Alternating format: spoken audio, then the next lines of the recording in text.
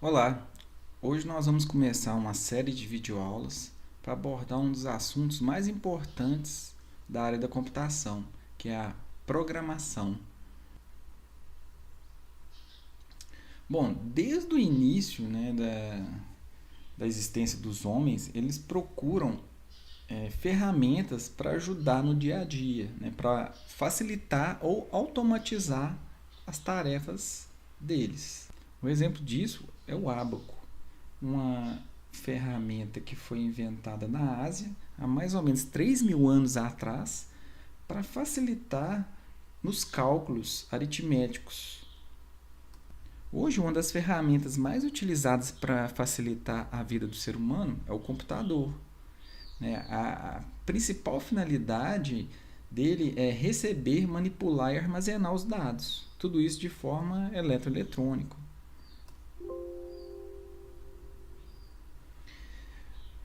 Hoje, a maioria dos computadores, a grande maioria, podemos dizer mais de 90% dos computadores no mundo todo, utilizam uma arquitetura chamada de arquitetura de von Neumann. Essa arquitetura pode ser melhor entendida nesta imagem, nessa simples imagem, em que o computador é dividido em partes principais, onde que a gente tem a unidade central de processamento, que seria essa caixa maior, aqui, ó.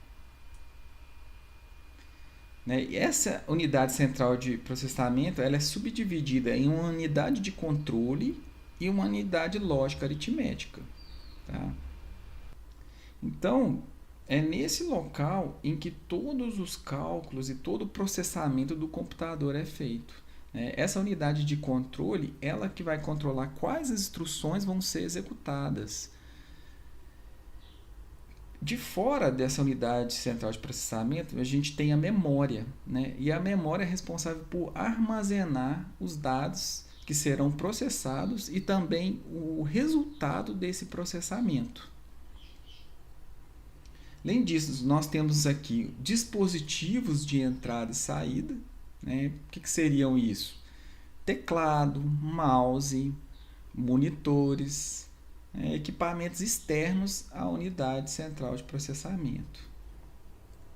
O que é interessante a gente verificar que a memória do computador ela é subdividida em diversos pedaços ou diversas células, e cada célula dessa tem um endereço exclusivo. E é assim que o computador sabe exatamente aonde cada informação está. A arquitetura de von Neumann ela funciona em um ciclo que fica trabalhando enquanto a máquina está ligada. E como que isso acontece? Existe um local que a gente chama de contador de programa, em que é armazenado qual instrução do computador vai ser executada. Então, essa arquitetura de von Neumann, ela pega o número, que está armazenado nesse contador de programa e executa esse número que ele está indicando. Feito isso, é incrementado esse contador de programa, para que possa futuramente ser executada a próxima instrução do computador, e isso fica se repetindo enquanto o computador está ligado. Bom, e que instruções são essas? Essas instruções são comandos que são utilizados para manipular o hardware, manipular a máquina em si. E esse conjunto de instruções ele recebe o nome de algoritmo. Então, aqui no slide eu coloquei diversas definições do termo dessa palavra que é tão importante para a gente. Então, a primeira diz que o algoritmo é uma sequência de passos que visa atingir um objetivo bem definido. Vamos ler uma outra. Algoritmo é a definição de uma sequência de passos que deve ser seguida para a realização de uma tarefa. Vou ler uma última. Algoritmo é uma sequência finita de instruções ou operações cuja execução em um tempo finito resolve um problema computacional. Então aqui a gente tem 3 definições, eu li 3 definições, mas existem diversas definições, todas, né, com a ideia de que um algoritmo é uma sequência de passos para a gente resolver um determinado problema. E esse termo algoritmo e essa sequência de passos a gente pode exemplificar com situações cotidianas do dia a dia. Por exemplo, como que seria um algoritmo para a gente somar 3 números? Para a gente somar 3 números, a gente tem que seguir alguns passos. Quais que seriam? Primeiro, eu tenho que ter esses números, né? Eu tenho que receber esses números. Depois eu simplesmente somo e num terceiro passo eu mostro o resultado obtido. Né? Olha um outro algoritmo aí do cotidiano nosso, do dia a dia. Como que é fazer um sanduíche? Eu tenho que pegar o pão, eu tenho que cortar o pão no meio, passar a maionese. Que mais? A gente pode colocar alface, a gente pode colocar tomate, né? A gente pode colocar um hambúrguer, né? E fechar esse pão e o sanduíche está pronto, né, para comer. Olha um outro exemplo. Trocar uma lâmpada. Como que a gente faz? Antes de trocar uma lâmpada, a gente tem que ir lá pegar a lâmpada nova. A gente tem que colocar uma escada, né, posicionar a escada no lugar correto, subir nessa escada, retirar a lâmpada, né, coloca a lâmpada nova, a gente desce, testa, né, e depois descarta essa lâmpada nova. Isso são exemplos de algoritmos do nosso dia a dia. São instruções, são comandos que a gente faz. Aqui uma questão interessante é que esses passos, alguns têm uma ordem obrigatória. Como é que a gente vai trocar uma lâmpada sem antes subir na escada? Né? Então, alguns passos têm que ser seguidos corretamente, né, na ordem certa para que a gente obtenha o resultado que a gente quer. Alguns outros passos você ainda pode modificá-los, né, sem que o resultado final seja alterado. Então, por exemplo, naquela ideia de fazer um sanduíche, né, talvez você possa colocar uma alface antes de colocar a maionese, por exemplo. Né, mas o passo inicial tem que ser o quê? Você tem que pegar o pão e cortar o pão. Né? Mas agora a ordem de colocar essa maionese ou colocar o alface talvez não vai influenciar tanto no seu resultado final, que é obter o sanduíche. Né? Então a ideia de algoritmo na computação, né, para a gente criar instruções para passar para essa arquitetura de von Neumann, vai seguir essa mesma ideia. Você vai criar uma sequência de instruções, ou seja, você vai criar um algoritmo, né, para comandar alguma ação lá no computador. E essa sequência de instruções, algumas têm que seguir uma ordem correta, né, para o bom funcionamento do seu algoritmo. Agora, outras instruções elas podem ser modificadas, né, sem que o resultado final ali do que você deseja não seja alterado. Bom, sempre quando a gente pensa em criar um algoritmo, principalmente, né, um algoritmo para computação, né, para conversar com a arquitetura de von Neumann, a gente tem que pensar sempre 3 passos básicos. A gente tem que pensar no algoritmo, o que vai entrar nesse algoritmo, né? O que nós vamos fazer nesse algoritmo, qual que é o processamento e o que a gente vai retirar, né? O que vai ser a saída desse algoritmo. Nos 2 exemplos que eu dei antes, né, então a entrada, o que é? Do sanduíche, por exemplo. A entrada é só a matéria-prima. Né? O que é o processamento? É o ato de você montar o sanduíche, né? Você vai lá fritar o bife. Né? E o que é a saída? A saída é o sanduíche. Pronto. E o da escada, ou da lâmpada, né? O que você tem que fazer? Qual que é a entrada? É você pegar também o que você vai precisar. Você vai precisar da lâmpada, da escada. O que é o processamento? É o ato da troca mesmo da lâmpada. Né? E a saída? A saída é que no final, quando você apertar o interruptor, a lâmpada vai acender. né? Então, sempre quando você for criar um algoritmo, você tem que ter isso em mente, né? O que vai ser a entrada? A entrada vai ser de acordo com o problema que você tem para resolver. Mesma coisa, as instruções que você faz, né? O processamento que você faz para conseguir o resultado que você quer. E no final você mostra aquele resultado, né? De acordo com o problema também que você tem. Ah, será que você vai mostrar isso como? Numa tela? Você vai mostrar isso num papel? Né? Então, esses são os passos básicos que você tem que ter em mente para você criar um algoritmo. Entrada, processamento e saída. Bom, e esses algoritmos, né, a grande função deles é para a gente criar programas de computadores, né, ou do inglês softwares. Né? Então, o que é um programa de computador ou um software? Né?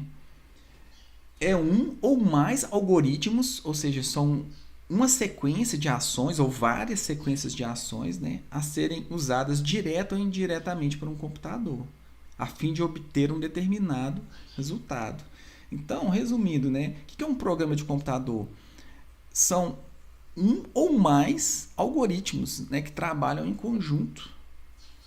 E esses algoritmos eles são feitos utilizando uma linguagem de programação. Né? Assim como o ser humano utiliza o português, utiliza o inglês ou qualquer outra linguagem natural para se comunicar, nós vamos usar uma linguagem de programação para criar essas instruções, né, para comandar essa arquitetura de von Neumann. Então, essa é a ideia. E para a gente criar um programa, geralmente a gente tem algumas etapas básicas. Tá? Então, aqui eu estou citando de forma bem macro, né, algumas delas, que são a análise. Então, antes de você criar um programa, você tem que analisar o problema, você tem que estudar, você tem que visitar o local, né, que você deseja solucionar aquele problema. Então, se você quer criar um software para uma empresa, você tem que ir lá visitar essa empresa, fazer uma análise de que eles precisam. Né? Depois, o que você pode fazer? Você cria um algoritmo, né? Você pensa passo a passo o que seu programa vai ter que fazer, quantos algoritmos ele vai ter que ter, né? E depois por último, você vai codificar esse algoritmo utilizando essa linguagem de programação. Então, por fim, eu deixo essa frase aí no slide. Ó. Portanto, um programa, né, de computador, ele é uma codificação de um ou mais algoritmos em uma linguagem de programação. A linguagem de programação que a gente usa, a ideia dela é como se fosse uma linguagem natural. A gente tem que ter uma sintaxe e a gente tem que ter uma semântica para essa linguagem. Né? Como assim uma sintaxe? Bom, quando a gente vai escrever uma carta em português, a gente tem que seguir uma sintaxe, a gente tem que usar ponto final, a gente tem que colocar um parágrafo, a gente começa um parágrafo lá com letra maiúscula, né? Todo nome próprio ele é maiúsculo. Então, olha para você ver, tem toda uma regra gramatical, né, na linguagem, por exemplo, portuguesa.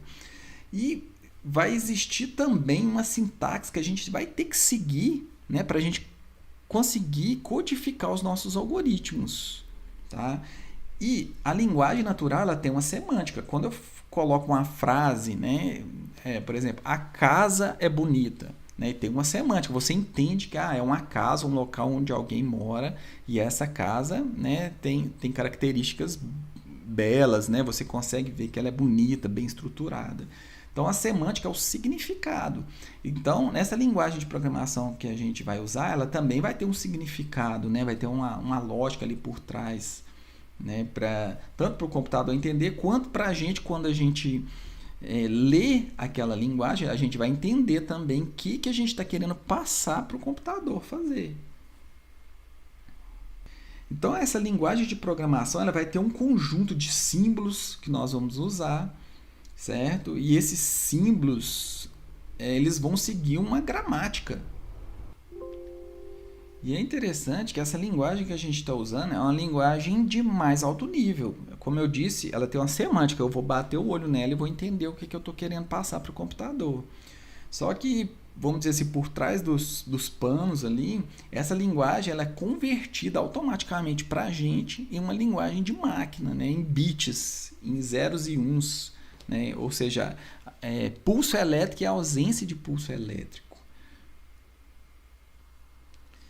Bom, existem diversas linguagens de programação, assim como existe o português, o inglês, o francês, o espanhol. Também a humanidade, né, criou diversas linguagens de programação para a gente manipular essa arquitetura de von Neumann. Aqui eu estou citando alguns exemplos, tá, de algumas linguagens, né? Esse primeiro gráfico aqui, ele meio que indica quais são as linguagens, quando que elas surgiram, né, ao longo do tempo aqui. Tá? Então, cada um desse aqui é um nome de uma linguagem. Então, Fortran, Algol, Pascal, C, tudo são linguagens. E aqui do lado eu mostro um gráfico recente, de 2019, de quais são as linguagens mais utilizadas nos dias atuais. Tá? Interessante que essa ideia aqui de qual é mais utilizada, ela foi mudando ao longo do tempo. Então eu indico até aqui, eu deixei um link aqui do YouTube para vocês darem uma olhada, em que mostra, né, ao longo do tempo como que esse gráfico aqui, ó, né, de linguagens mais utilizadas, ele foi mudando ao longo do tempo. Tá? Hoje em dia, Python, JavaScript e Java são as linguagens mais utilizadas pelos programadores.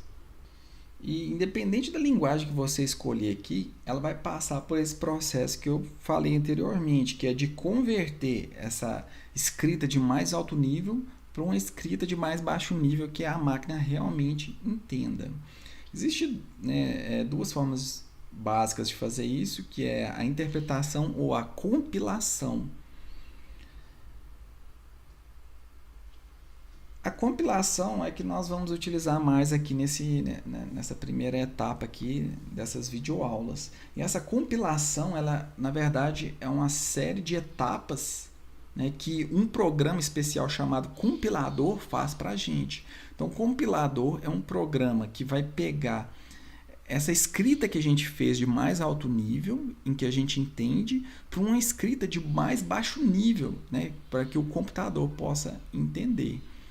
E nessas várias etapas, a gente tem 3 pontos importantes, que é a análise léxica, a análise sintática e a análise semântica. Então, a análise léxica, né, a grosso modo, é para ver se a gente escreveu as palavras corretamente. Então, por exemplo, se eu for escrever a palavra Brasil, eu não posso colocar um espaço entre as letras. Né? Isso aí seria uma análise léxica. Então, assim, a análise léxica vai ver se a pessoa digitou as palavras corretamente. Né? E a análise sintática é aquilo que eu disse, a gramática. Né? Como no português a gente tem, por exemplo, que colocar uma vírgula, um ponto final, né? A gente também vai ter que usar alguns caracteres, algumas palavras, ou o que a gente chama de tokens, né, para organizar o nosso código. Certo? E a análise semântica, né?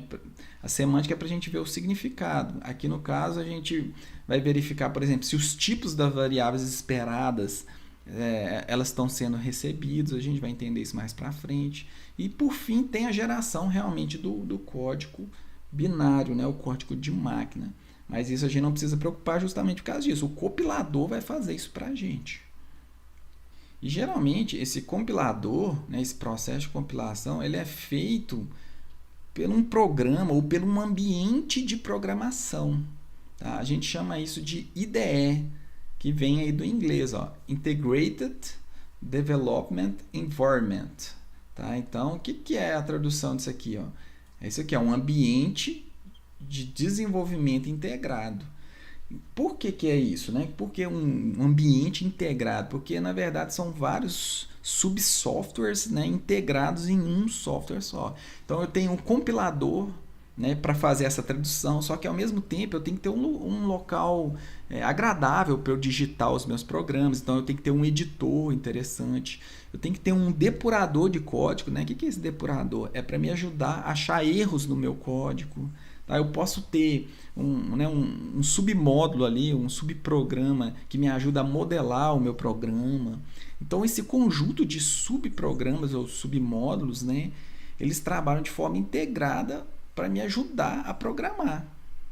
Né? Então, isso que é um ambiente integrado de programação, né? Essa IDE. Aqui eu coloquei alguns exemplos de IDE, né? Então, esse primeiro aqui ele chama Delphi, tá? Ele é um ambiente de programação para uma linguagem que se chama Pascal. Aqui eu coloquei dois ambientes de programação para a linguagem Java, esse aqui chama Eclipse e esse último aqui chama NetBeans. Todos são ambientes de programação, ou seja, são um conjunto de subsoftwares, né, para ajudar a gente a desenvolver um programa, a criar os vários algoritmos que a gente precisa aí para criar o programa. E dentro de um dos mais importantes aí tem um compilador. Então dentro dessa IDE tem um compilador para gerar o executável para a gente. Aqui nós vamos utilizar o Java, a linguagem Java, né? Ela é uma linguagem de uso geral, então a gente consegue utilizar Java para criar back-end de aplicações para internet, a gente consegue criar programas em Java para rodar no celular. Então é uma linguagem bem geral, tá? Então, e ela é moderna, então por isso que a gente escolheu ela aqui. E a gente vai usar o ambiente de programação NetBeans para ajudar, né, a criar os nossos algoritmos, os nossos programas. Aqui eu deixei alguns links para você baixar, instalar. Tá?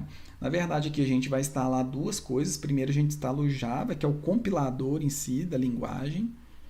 E depois a gente instala o NetBeans, que é um ambiente de programação. Bom, na próxima videoaula a gente vai ter o primeiro contato, né, com esse ambiente de programação. E eu vou encerrar essa videoaula por aqui. Aqui estão algumas referências que eu utilizei aí nesse slide. Obrigado.